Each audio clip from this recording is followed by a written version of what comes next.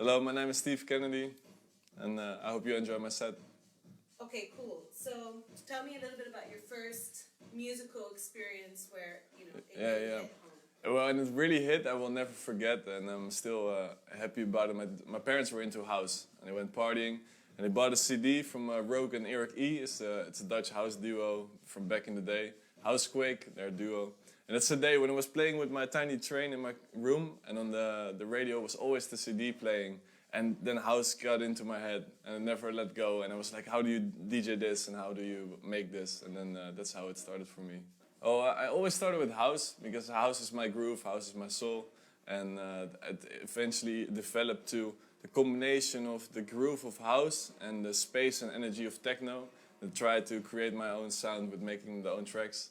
And I tried to combine the best of the both to create something that you're unable to not dance on the dance floor. That you go completely bonkers, so that's the idea. Where do you draw some of your inspiration from? From my friends, from the parties, and from all the other music on the world.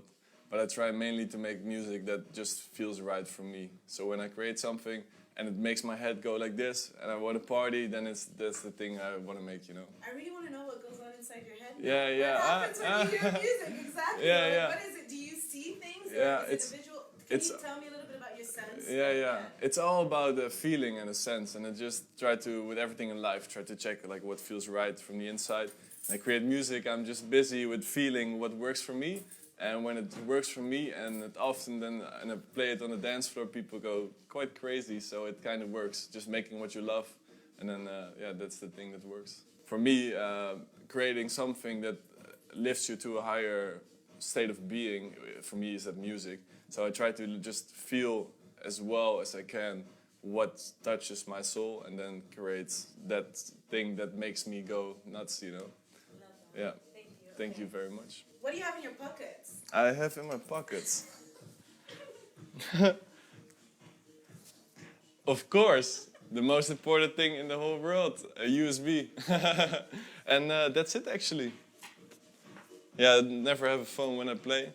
And I know DJs that just before the party, I had to warm up the night for DJ Jose. It's an old school Dutch DJ back in the day. And it was his evening, he was celebrating his birthday. And then I was playing in front of him, and then he was like, shit! And he lived like 2 hours away, and he was like, I forgot my USB. So he was like, can you play a few hours longer? And I kept playing, and he came back like, oh shit! And he's been doing that for 20 years, so I always bring two, just to be sure. Good one. Yeah. My preparation was working till 4 last night to finish the track. I finished my set with the new track, and that's how I prepped the set. And further, I just play what feels right, and what I think the people for Ultraviolet need, and what I think I need to have a good party. So that's my preparation. Awesome. A statement about Ultraviolet is that it's a really good thing to start with an online platform in these times, and then create with a following and people that love the music through socials, that will eventually come down to one festival that everybody can enjoy it all together.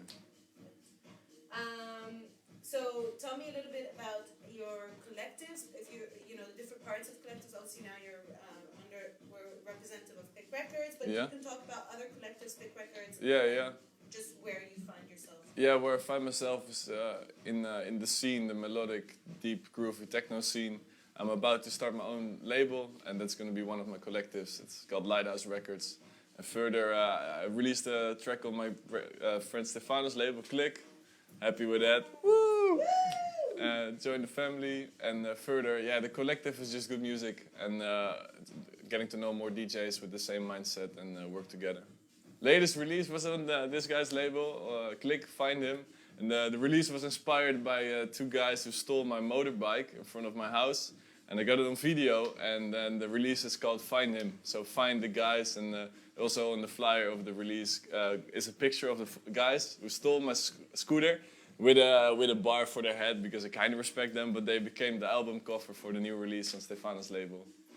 What can we expect from your new release? That when you listen to it, you're like, hey, I want to find something. And then when you want to find something in the track, it will give you what you need. It's the beats and dancing. 2020 highlights. Try to find some positive highlights Yeah. in 2020. Okay. From last year. Last year. Enough. I think the biggest highlight was organizing a rave, because Corona was busy for 3-4 months, and it was still summer, so everybody wanted to dance. And then me and my good friend of mine, also DJ Romano, and some other friends, organized a rave on a Saturday, beautiful day, far away from Amsterdam, but still Amsterdam. And we made a group chat, and eventually there were like 500 people. It was completely crazy. We rented a medium sound system, but they were out of the sound system. So for the same price, they give the big sound system, and the rave, everybody went completely bonkers. And yeah, and it came in the newspaper as well. So you see, I found it at my home, laying on the floor, and now I put it in like a photo list, you know. So you see the newspaper with the party. What's next for me? Making as much music as I can, setting up the label. Doing some illegal parties, don't tell, maybe not. And further, making music, releasing music, and just building. Okay, and fun fact about you. I don't fit through doors. That's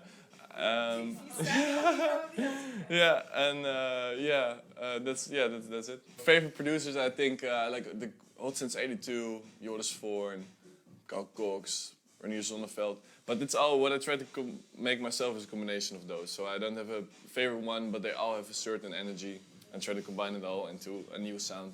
The biggest pain point. Challenges.